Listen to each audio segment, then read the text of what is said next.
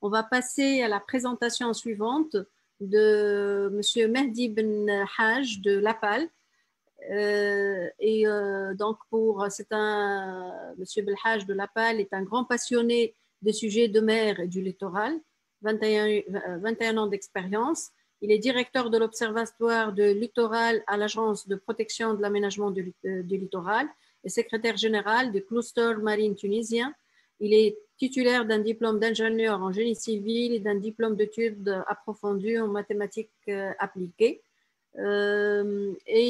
Monsieur Mohamed Ali Briki de Lapal aussi, donc cartographe et responsable SIG au sein de Lapal, auparavant géomètre topographe au sein de ministère de l'Habitat, je crois, responsable contrôle qualité et chef d'équipement ST2I. Et puis, il est enseignant universitaire à l'ECU, géodésie géométrique, du master professionnel à la FST.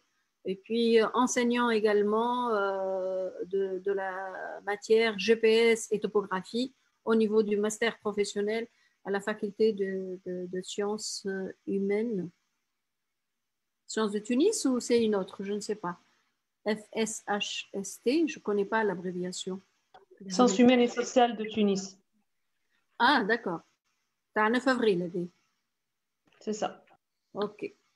Alors, à vous la parole. Donc, est-ce que c'est si vous partagez votre écran, donc si Mehdi Belhaj Mahmoud ou bien si Mohamed Ali Briki, lequel de vous va parler. Donc, merci de partager votre écran, s'il vous plaît.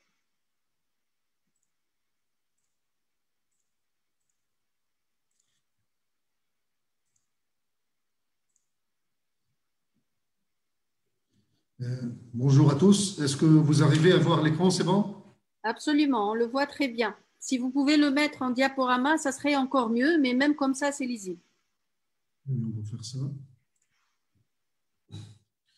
Donc, tout d'abord, on remercie Agios pour l'invitation à cette journée et pour d'avoir décidé d'organiser ce webinaire qu'on pense très important pour notre pays. Donc, aujourd'hui, on va vous parler de l'apport du géospatial pour l'observation du littoral tunisien spécifiquement.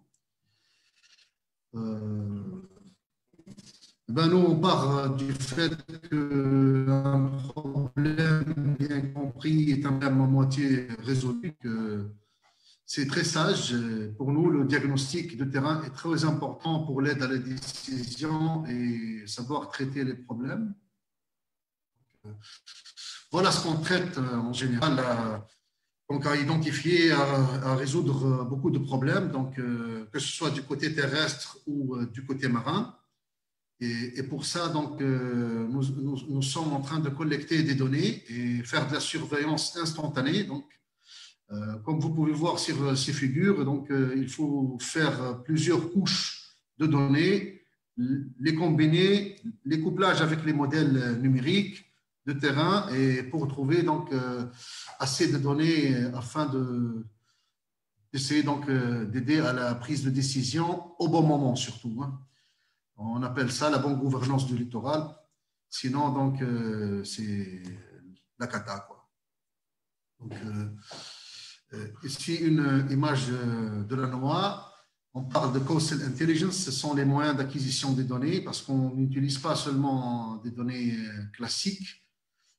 Donc, on utilise des drones, des bateaux, des multifaisceaux, des bouées, des gliders, donc des systèmes LIDAR. Mais aujourd'hui, on va vous parler un peu de satellites, donc d'images satellitaires, donc bien précisément, parce que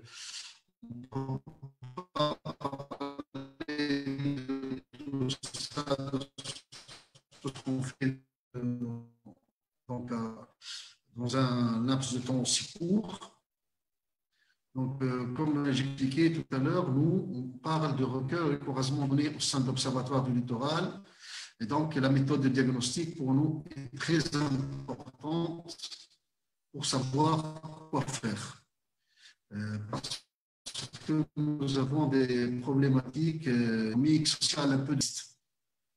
Voilà, donc ici à Lapal, nous avons donc réalisé un système d'information géographique centralisé. Donc, c'est le bureau d'études GraphTech.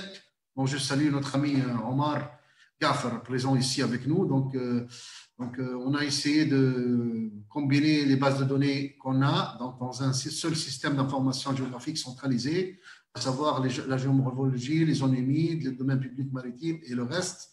Là, donc, on a fait ça donc, avec les données qu'on a, mais on compte le compléter au fur et à mesure. Donc, on avance dans l'acquisition des données, que ce soit celles à partir donc, de ce qu'on a à la PAL, ou bien d'autres institutions, ou bien d'autres institutions à l'échelle internationale.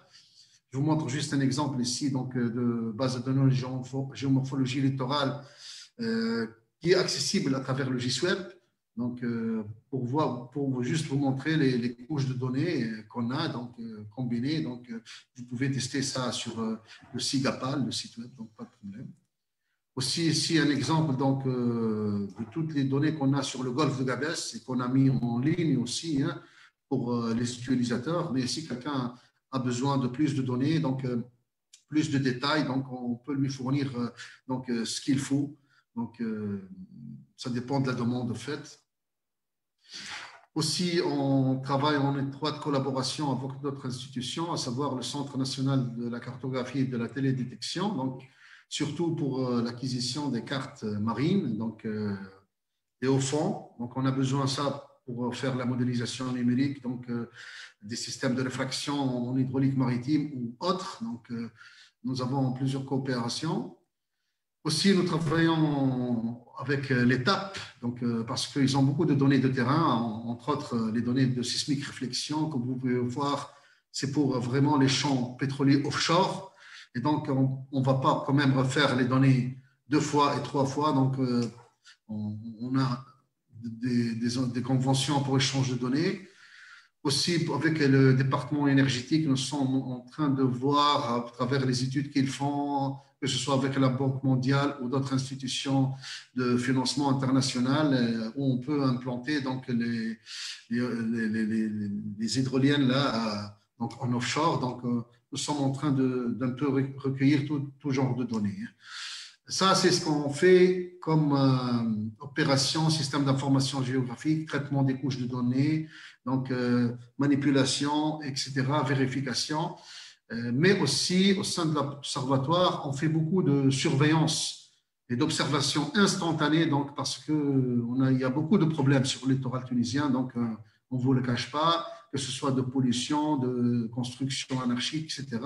Je vais passer la parole à M. Brie, donc, qui va vous parler de ça. Merci, Simadi. Donc, comme vous voyez ici, il existe des centaines de satellites autour de notre Terre.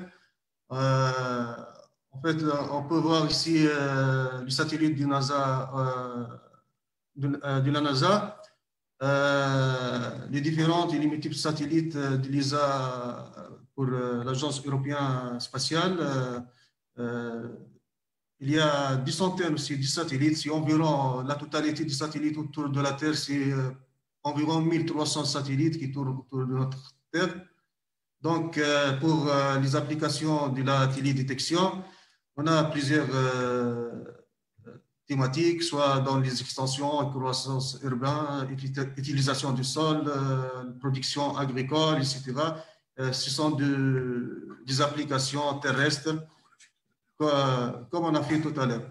Donc, il y a de vulnérabilité, l'évaluation des dommages après catastrophe, la télédétection urbaine, il y a à très haute résolution. Il y a aussi des autres applications en différents domaines comme la géologie, la sédimentation, l'humidité, la topographie et la géodésie, et plusieurs, etc.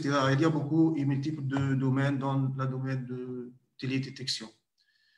Donc, on va voir maintenant un cas d'application concernant le littoral tunisien. Il y a plusieurs cas qu'on a déjà travaillé. Donc, tout d'abord, comme vous voyez ici, il y a plusieurs plateformes qu'on utilise au sein de la PAL. Comme vous voyez, c'est la plateforme Google Earth Engine, qui est une plateforme d'analyse géospatiale et basée sur le cloud, qui nous permet de visualiser et d'analyser les images satellites afin de cartographier les tendances et quantifier les différences à notre littoral. Donc, nous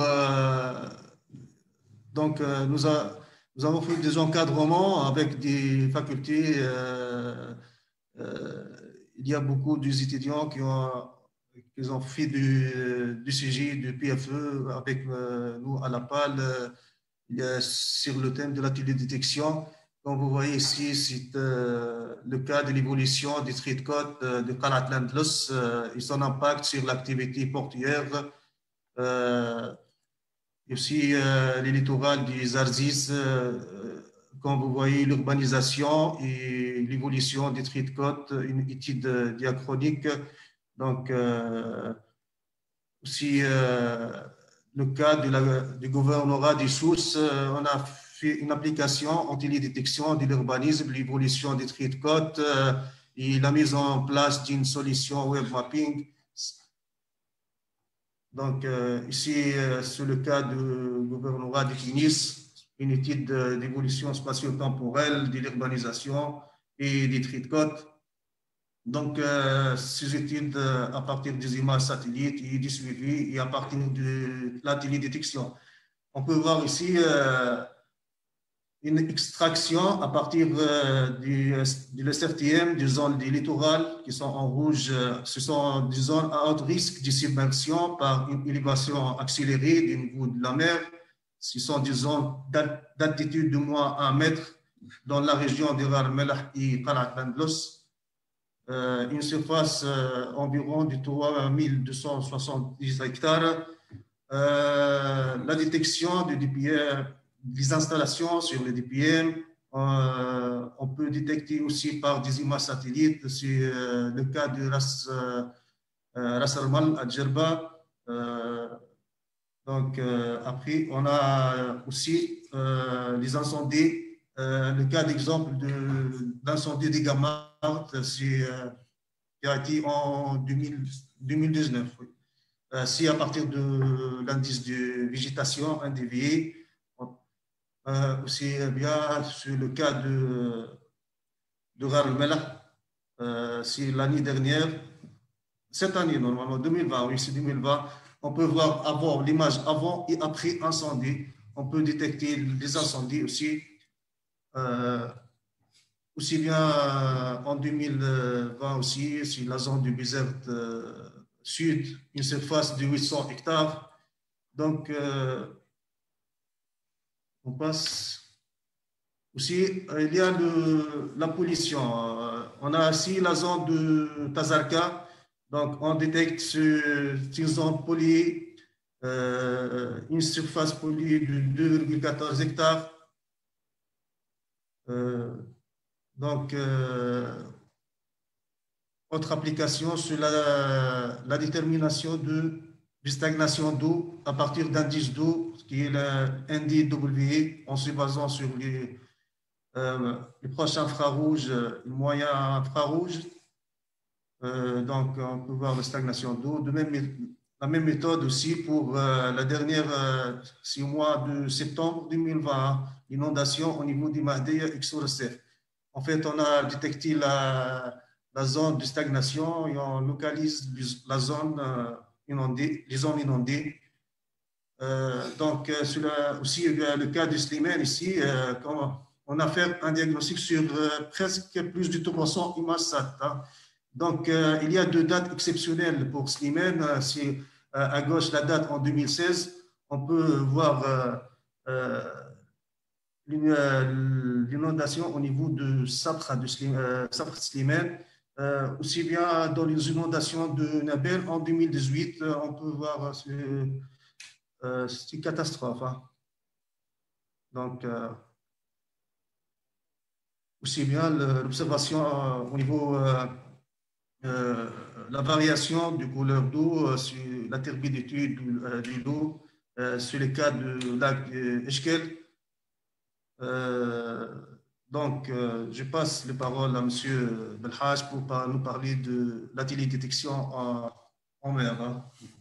Donc, merci Cédric. Et nous, on va continuer avec la télédétection donc, du côté marin, parce que le littoral, donc s'étend jusqu'aux 12 miles marins. Donc, c'est énorme hein, comme surface.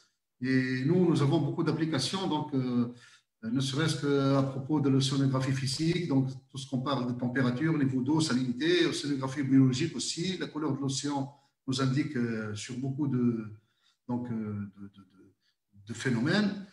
L'océanographie chimique, donc sur le pH, la qualité de l'eau, ça c'est très important à voir, surtout en période estivale. Mais nous allons aussi vous parler d'océanographie géologique, c'est donc tout ce qu'il y a de très développé côté technologique, donc pour savoir ce qu'il y a sous l'eau, c'est-à-dire sur le fond marin. On doit descendre toute la colonne d'eau, les ondes doivent pénétrer donc toute la colonne d'eau. On va vous parler de ça aussi. Hein. C'est nos dernières réalisations. Donc, on passe directement au cas d'application. Ici, comme vous voyez, donc nous sommes en train d'observer et de faire un suivi. Donc, juste, ce sont des cas d'application, donc, mais on le fait quotidiennement. Là, pour la concentration de la chlorophylle A, donc ça nous indique sur l'état donc de l'eau. Donc, avec le logiciel CEDAS, on a fait donc avec l'algorithme OC4 de la NASA. Donc, on arrive à voir. Donc, vous pouvez facilement donc remarquer que la zone Sfax-Kirkena où c'est rouge, donc la concentration est énorme. Et vous pouvez bien sûr deviner pourquoi. Dans la lagune de Bizerte ici aussi, c'est rouge, donc vous pouvez facilement deviner pourquoi. Un autre exemple sur la concentration de chlorophylle, un zoom sur les îles Kerkena, mais nous avons changé de repère de couleur, mais vous pouvez voir donc, les différentes échelles donc, avec la concentration. Hein. Donc, la zone touchée est d'environ 8,2, 10 puissance 5 hectares, hein. C'est beaucoup. Hein. Ici, on voit donc la concentration de matière en suspension. Donc, ça dépend donc au fait si l'eau est turbide ou non. Donc, on arrive à regarder ça aussi. Donc, pour voir est-ce qu'il y a donc vraiment des particules en suspension ou non. La matière en suspension, on arrive à le faire diagnostiquer, voir l'état donc de la mer. La mer nourricière, au fait, qui nous fournit donc pas mal de fruits de mer à manger. Donc et beaucoup de biodiversité, beaucoup de vie, d'oxygène. Donc, aussi, si on parle de turbidité de l'eau, aussi on peut voir ça avec la qualité de l'eau selon les images SAT. Donc, on arrive à le faire. Donc, ça, ce sont vraiment des algorithmes de la NASA qu'on utilise, qu'on teste tout le temps, qu'on observe ce qui se passe. Mais on va voir par la suite d'autres phénomènes plus ponctuels. Ça, c'est vraiment un zoom général et en macro. Là, on est en train de voir, de regarder l'état.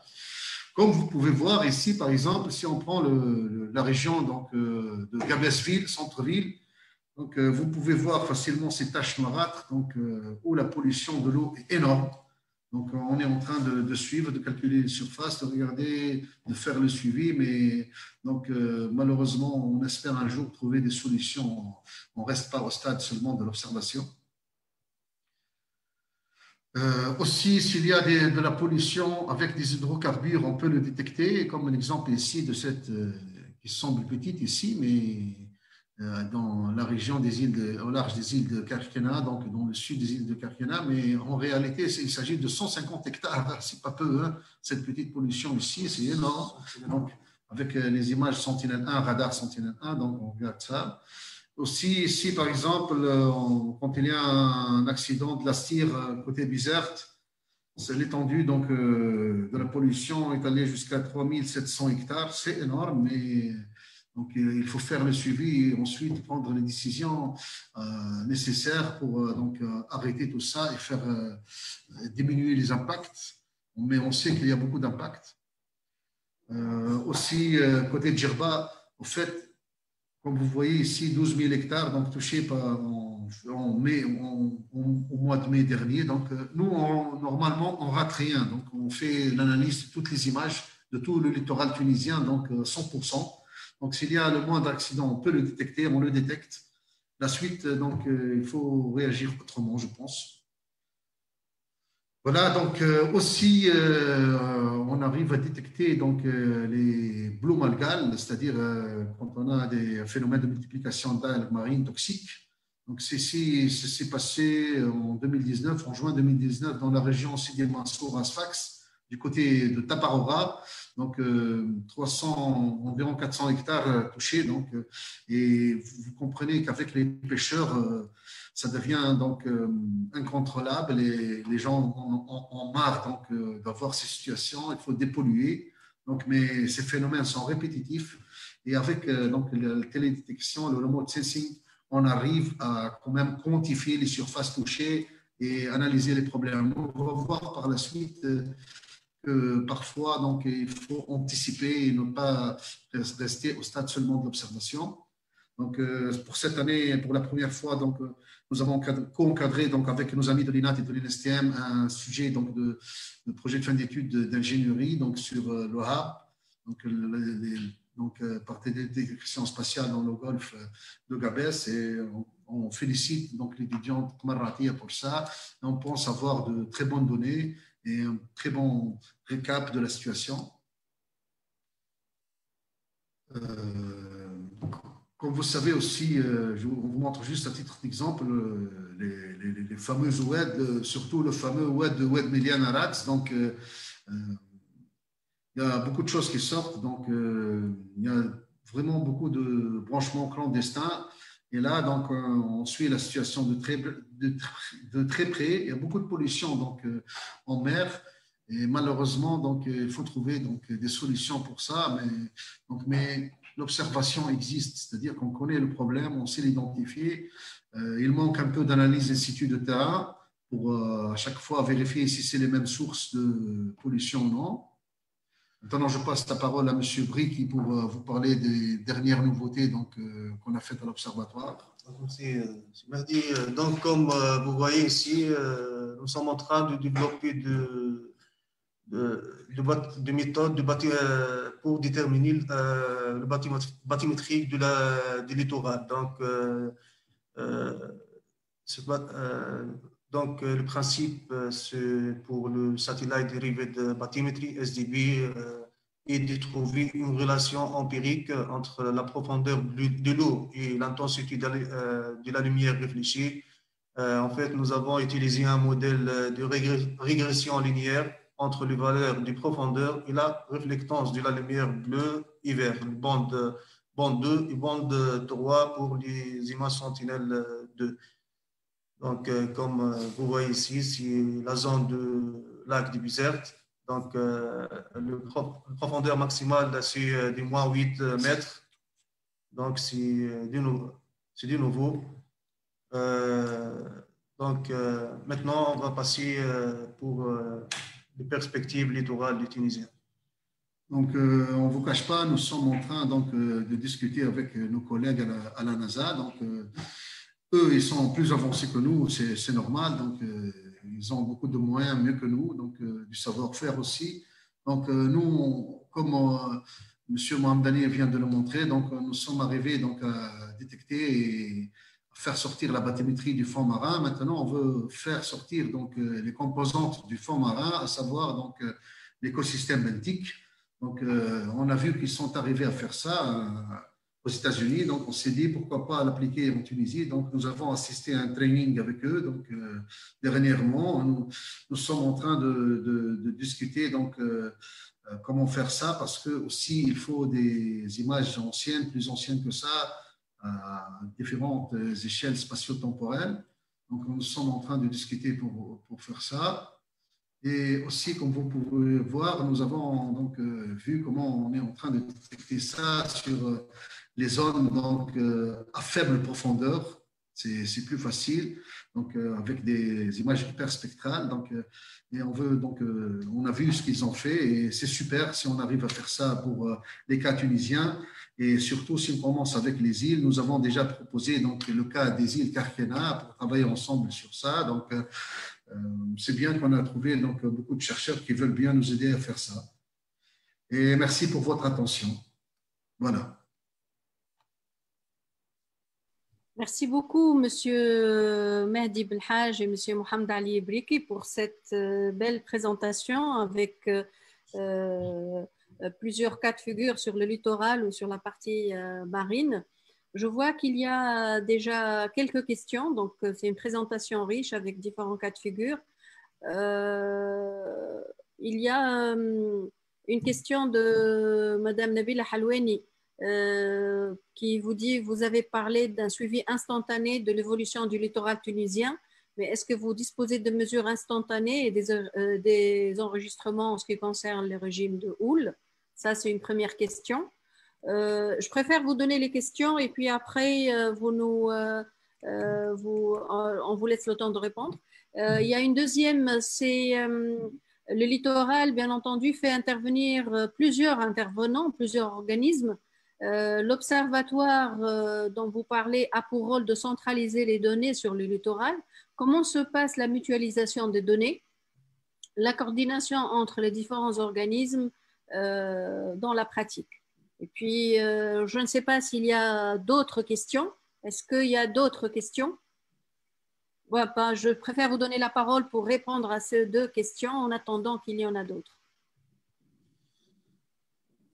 Merci, Madame Zohra. Donc, au fait, je vais commencer par répondre à la première question. En fait, je saisis l'occasion pour saluer Nabil d'abord. Hein, c'est une collègue, donc on se connaît très bien. Donc, au fait,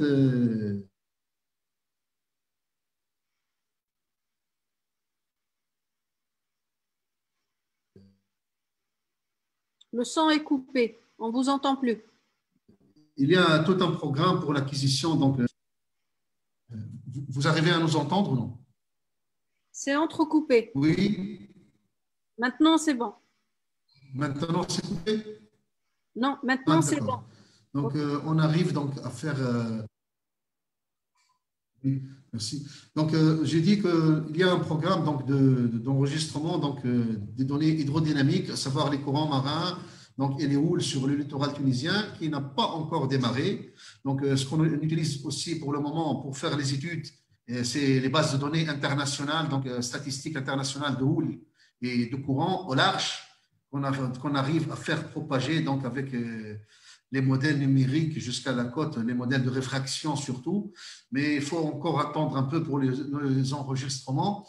Il faut dire aussi que les autres pays de la rive nord de la Méditerranée ont des enregistrements sur des périodes significatives. Quand je dis significatives pour les projets, c'est de l'ordre de 20 ans, 30 ans minimum, hein, pour savoir dimensionner des ouvrages de génie civil correctement. Donc, j'espère qu'on va démarrer ça un jour.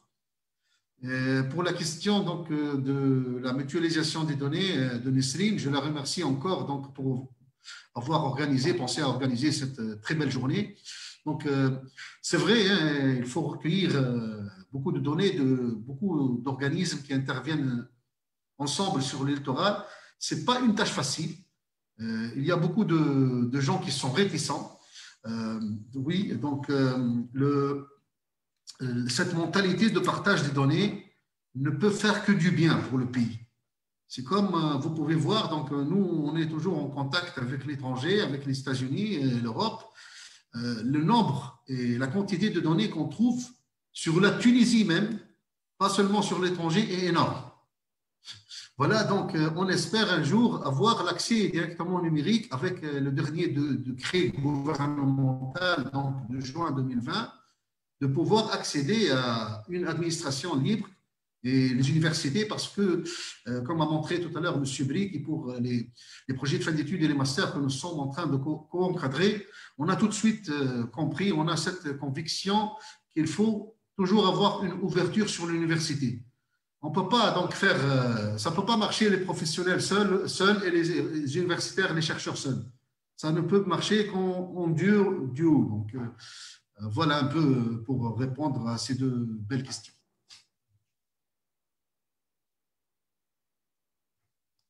Zara, il y a Kerem Choukmeni qui a levé la main. Merci pour cette belle présentation. C'est juste pour vous dire que un premier commentaire que dans mon laboratoire, on travaille aussi, on a développé beaucoup d'algorithmes sur la détection de la chlorophylle A, la turbidité, la matière en suspension. On a déjà un algorithme pour la chlorophylle A qui vraiment fait mieux que celui de la NASA. On l'a testé sur les Grands Lacs.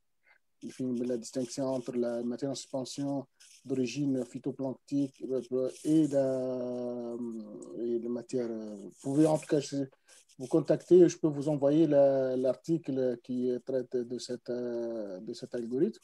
Ma question, vous avez vu j'ai vu que vous parlez de la classification des milieux benthiques et puis l'utilisation de la classification orientée objet. C'est quoi le logiciel que vous utilisez pour cette classification orientée objet?